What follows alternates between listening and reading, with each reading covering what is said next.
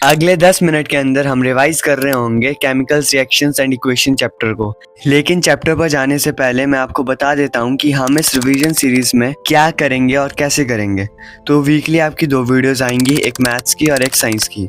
So according to NCERT तुम्हारे class 10 science में 13 chapters हैं और मैथ्स में 14 चैप्टर्स, तो वह टोटल हो जाते हैं 27 चैप्टर्स। तो मैं इन 27 चैप्टर्स को ट्राई करूंगा दिसंबर तक कंप्लीट कराने की, ताकि तुम्हें जब भी चैप्टर का क्विक रिवीजन करना हो तो तुम इस सीरीज को फॉलो कर सकते हो। तो अब हम बात करते हैं कि हम इस 10 मिनट की रिवीजन सीरीज में क्या क्या चीज़ें करेंगे। और हाँ, हर रिवीजन सीरीज की वीडियो का फॉर्मेट सेम ही रहेगा। तो सबसे पहले हम बात कर रहे होंगे ट्रेंड एनालिसिस की, कि किस चैप्टर के किस टॉपिक से किस ईयर में कितने मार्क्स का क्वेश्चन आया था। फिर नेक्स्ट हम करेंगे चैप्टर का short and quick revision.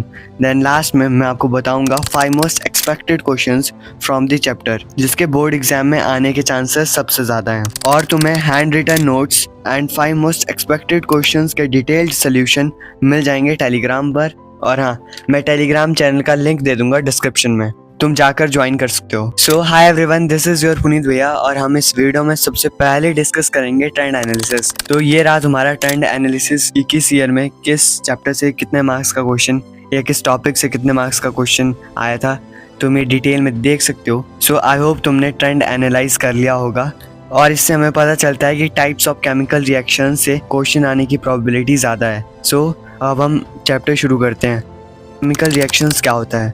One and more substances react to form a new compound with a new property, और हम बोल सकते हैं breaking of a old chemical bond and formation of a new chemical bond। भैया क्या बोल रहे हो? अरे मेरे छोटे भाई बहन सुन, जस्ट इमेजिन तेरी एक गर्लफ्रेंड है, तो तुम दोनों का बॉन्ड बना हुआ है और अब तुझे लगता है कि तुझे एक नई गर्लफ्रेंड बनानी है। तो तू नई गर्लफ्रेंड तब बना पाएगा जब पुरानी वाली से ब्रेकअप कर देगा। अरे आई मीन पुरानी वाली से बॉन्ड ब्रेक करना पड़ेगा ना, तभी तो नया बॉन्ड बनेगा। नहीं नहीं भैया, ऐसा मत बोलो, मैं तो अपनी वाली के लिए लॉयल हूँ। बेटे कभी पढ़ाई के लिए भी लॉयल्टी दिखा दे। अब हम नेक्स्ट देखते हैं केमिकल रिएक्शंस को लिखते कैसे हैं। A plus B gives us C plus D. जो यहाँ पे A प्लस बी है, जो लेफ्ट साइड लिखा है उसको बोलते हैं रिएक्टेंट्स, और जो C प्लस डी है, जो राइट हैंड साइड लिखा है, उसको बोलते हैं प्रोडक्ट। नेक्स्ट है हमारे कैरेक्टरिस्टिक्स ऑफ केमिकल रिएक्शंस। पहला है चेंज इन स्टेट। भैया स्टेट क्या होता है? अरे सॉलिड, लिक्विड, गैस पढ़ रखा है ना तूने। सो इसे हम एक एग्जाम्पल से समझते हैं। जैसे H2 गैस है, हाइड्रोजन गैस है, प्लस ऑक्सीजन वो भी एक गैस है, गिव्स अस H2O। H2O क्या है? पानी। पानी कौन सी फॉर्म में होता है? लिक्विड। तो चेंज इन स्टेट हुआ ना। नंबर 2 है चेंज इन कलर। तुम्हारे पास Fe प्लस CuSO4। Fe क्या होता है? आयरन। CuSO4 क्या होता है? कॉपर सल्फेट, जो ब्लू कलर का होता है, वो गिव्स अस FeSO4।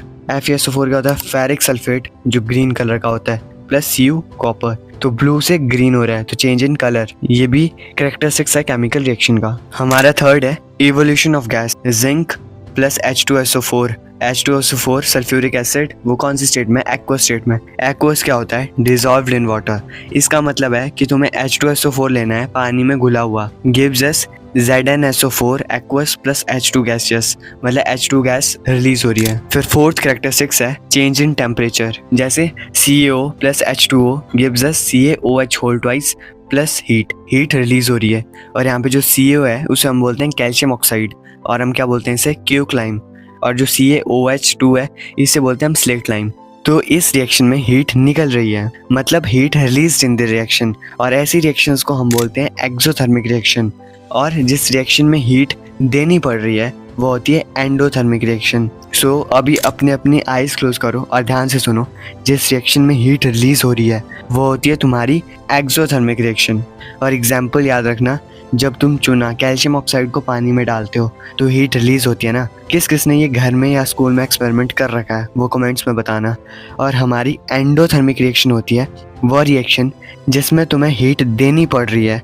इसका एग्जांपल है मेल्टिंग ऑफ आइस। जब आइस को मेल्ट करना है तो तुम्हें हीट देनी पड़ेगी ना। सो हमारा फिफ्थ कैरेक्टरिस्टिक्स है फॉर्मेशन ऑफ प्रेसिपिटेट। भैया ये प्रेसिपिटेट क्या होता है? देखो यार, जब कभी तुमने स्कूल में एक्सपेरिमेंट किया होगा तब तुमने नोटिस किया होगा कि कुछ रिएक्शंस की टेस्ट ट्यूब के बॉटम में थोड़ा सा इनसॉल्युबल सब्सटेंस रह जाता है। तो जो ये इनसॉल्युबल सब्सटेंस होता है ना, यही तुम्हारा होता है प्रेसिपिटेट, जिसे तुम शॉर्ट में PPT भी बोलते हो। तो इसका एग्जांपल है Na2SO4 एक्वस। Na2SO4 होता है सोडियम सल्फेट, एक्वस फॉर्म में लेना है, प्लस BaCl2 एक्वस। BaCl2 होता है barium chloride, gives us BaSO4। फिर ये डाउनवर्ड एरो ये दिखाता है पीपीटी। BaSO4 होता है बेरियम सल्फेट, जो आपका वाइट कलर का पीपीटी देता है, मतलब वाइट कलर का इनसॉल्युबल सब्सटेंस टेस्ट ट्यूब के नीचे रह जाएगा। +2 NaCl, NaCl होता है सोडियम क्लोराइड नमक। हमारा नेक्स्ट टॉपिक है बैलेंसिंग ऑफ केमिकल इक्वेशन। सबसे पहले तुम्हें बैलेंसिंग करते समय याद रखना है number of atom of each elements are equal on both side. और हाँ, यही होता है तुम्हारा law of conservation of mass. जैसे हमारे पास इक्वेशन है H2 + O2 gives us H2O। हाँ भैया सही तो है इक्वेशन। अरे मुझे चेक करके बताओ नंबर ऑफ एटम्स क्या इक्वल है दोनों साइड? भैया इधर हाइड्रोजन के 2 एटम है और ऑक्सीजन के भी 2 एटम है, और दूसरी साइड हाइड्रोजन के 2 एटम और ऑक्सीजन का 1। तो फिर हम करेंगे इसमें बैलेंसिंग। तो देख हाइड्रोजन के 2 एटम है इस साइड और दूसरी साइड सिर्फ 1। तो अगर हम 2 से मल्टीप्लाई कर दें H2O को तो हमारे पास, लेकिन भैया प्रोडक्ट वाली साइड हाइड्रोजन के तो 4 एटम हो गए। तो हाइड्रोजन को बैलेंस करने के लिए तुम्हें H2 के साथ भी 2 से मल्टीप्लाई करना होगा। अब देख हो गई ना इक्वेशन बैलेंस? हाँ भैया हो गई, इजी था ना। एक और इक्वेशन बैलेंस करते हैं फिर नेक्स्ट टॉपिक करेंगे। इस बार तुम बैलेंस करोगे Fe + H2O gives us Fe2O4 + H2। भैया ये तो टफ लग रही है। अरे नहीं, ट्राई करना। भैया प्रोडक्ट वाली साइड ऑक्सीजन के 4 एटम्स हैं और रिएक्टेंट वाली साइड 1 एटम। तो H2O को ना 4 से मल्टीप्लाई कर देते हैं, और भैया जैसे ही हम H2O को 4 से मल्टीप्लाई करेंगे हमारे पास हाइड्रोजन के 8 एटम्स हो जाएंगे। फिर तू प्रोडक्ट में H2 को 4 से मल्टीप्लाई करेगा एंड प्रोडक्ट में Fe के 2 एटम है तो रिएक्टेंट साइड है 1 एटम, तो तुझे Fe को 2 से मल्टीप्लाई करना पड़ेगा। देखा फाइनल इक्वेशन हो गई बैलेंस। ईजी है ना? अरे मेरे छोटे भाई बहन, व्हेन पुनीत भैया is here no need to fear. और हाँ, अगर तुम्हें अभी तक जो मैंने बताया सब कुछ अच्छे से समझ आ रहा है तो अभी के अभी चैनल को सब्सक्राइब कर लो और हाँ वीडियो को लाइक कर देना, ताकि यार तुम्हारे भाई का मोटिवेशन बना रहे और मैं तुम्हारे लिए जल्दी जल्दी रिवीजन सीरीज कंटिन्यू करूँ। अब हम चलते हैं हमारे छोटे से टॉपिक ऑक्सीडेशन पर। ऑक्सीडेशन होता है loss of electron by an atom और मॉलिक्यूल। ये तुम डिटेल में 11th-12th में पढ़ोगे। 10th के हिसाब से तुम डेफिनेशन याद कर सकते हो। Oxidation has a damaging effect on metal as well as on food. The damaging effect of oxygen on metal is studied as corrosion and that on food is studied as rancidity।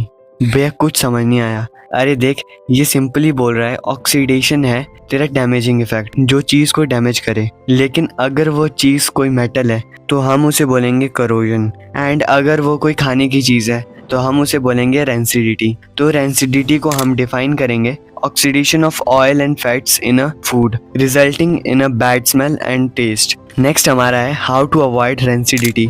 Number 1, use antioxidants. Number 2, keep food in refrigerator. Number 3, airtight container में food store करना है। Number 4, replacing air by nitrogen. जैसे तुम chips खाते हो तो उसमें अगर नाइट्रोजन डालें तो वो ज़्यादा टाइम तक टिकेंगे, मतलब ख़राब नहीं होंगे। नेक्स्ट हमारा है corrosion. Metal are eaten up by an action of air, water and other substances. Example rusting of iron. और हाँ, अगर कभी टीचर रस्टिंग पूछ ले तो तुम्हारा रस्ट होता है reddish brown substance formed after corrosion. अब हम चलते हैं कि हमारे मेटल को करोजन ना हो तो हम क्या कर सकते हैं। नंबर 1, हम उस मेटल पर पेंट कर सकते हैं। नंबर 2, ग्रीसिंग, जैसे साइकिल की चेन में करते हैं। फिर गैल्वेनाइजेशन। अब तुम्हारा गैल्वेनाइजेशन होता है it is the process of coating iron with a layer of zinc. जो भी तुम्हारा मेटल है उस पर एक कोटिंग लगा देनी है लेयर ऑफ जिंक की। फिर नेक्स्ट 4th है इलेक्ट्रोप्लेटिंग। इलेक्ट्रोप्लेटिंग में हम कोटिंग करते हैं मेटल पर with the thin layer of another metal using electric current. अब हम बात करते हैं टाइप्स ऑफ केमिकल रिएक्शन, जो मोस्ट इम्पॉर्टेंट टॉपिक हो जाता है इस चैप्टर से। हमारी फर्स्ट रिएक्शन है कॉम्बिनेशन रिएक्शन। नेम से ही पता चल रहा है कॉम्बिनेशन, मतलब कंबाइन हो रही होगी। A + B gives us AB। इसकी जनरल डेफिनेशन है 2 and more reactants combine to form single product। जैसे example 2Mg + O2 gives us 2MgO। इसमें लेफ्ट हैंड साइड 2 रिएक्टेंट्स हैं और प्रोडक्ट में राइट हैंड साइड सिर्फ एक ही प्रोडक्ट है। तो this type of reaction is known as combination reaction. फिर सेकंड रिएक्शन है डीकम्पोजिशन रिएक्शन, मतलब कॉम्बिनेशन से उल्टा। कॉम्बिनेशन में 2 रिएक्टेंट होते हैं और एक प्रोडक्ट, और इसमें एक कंपोनेंट जो ब्रेक होकर 2 प्रोडक्ट बनाता है। और हाँ, याद रखना है किसी भी बॉन्ड को ब्रेक करने के लिए एनर्जी की रिक्वायरमेंट होती है। सो ये डीकम्पोजिशन रिएक्शन फर्दर डिवाइड होती है 3 टाइप्स में। Thermal decomposition, electric decomposition and photochemical decomposition. जो तुम्हारी थर्मल डिकम्पोजिशन होती है, इसमें जो कंपाउंड होता है वो ब्रेक होता है हीटिंग से। एग्जाम्पल 2FeSO4 सॉलिड, अगर हम इसको हीट करते हैं, ये हीट का साइन होता है, हीट करते हैं तो Fe2SO4 solid plus SO2 gaseous plus SO3 gaseous बनता है। फिर आती है इलेक्ट्रिकल थर्मल डिकम्पोजिशन। इसमें क्या होता है कि जो कंपाउंड होता है उसे हम ब्रेक करते हैं थ्रू इलेक्ट्रिक करंट से, ठीक है। तो इसका एग्जांपल है 2H2O gives us 2H2 plus O2। हमारा थर्ड टाइप है फोटोकेमिकल डिकम्पोजिशन। इसमें रिएक्टेंट्स ब्रेक डाउन होता है with presence of sunlight. Example 2AgBr, अगर हम इसको सनलाइट देंगे तो ये ब्रेक डाउन होगा 2Ag प्लस Br2 में। फिर नेक्स्ट है हमारी redox reaction. Here in this reaction both oxidation and reduction take place. जैसे CuO plus H2 gives us Cu plus H2O। इस रिएक्शन में देखो ऑक्सीडेशन भी हो रही है और रिडक्शन भी।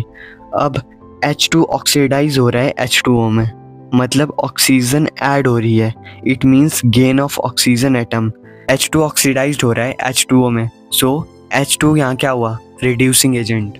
वेयर एज CuO से Cu हो रहा है तो मतलब रिडक्शन हो रही है।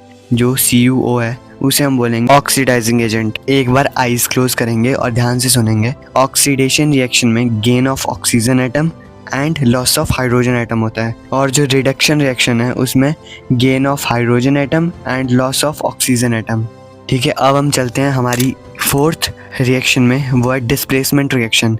नाम से ही पता चल रहा है, जैसे AB plus C gives us AC plus B। B की जगह C आ गया, मतलब इसने B की पोजीशन को डिस्प्लेस कर दिया। और इसकी आप डेफिनेशन लिखोगे, more reactive elements displace less reactive elements from its compound. Example है जैसे Fe plus CuSO4 gives us FeSO4 plus Cu। Cu क्या हो जाएगा यहाँ से, डिस्प्लेस, ठीक है।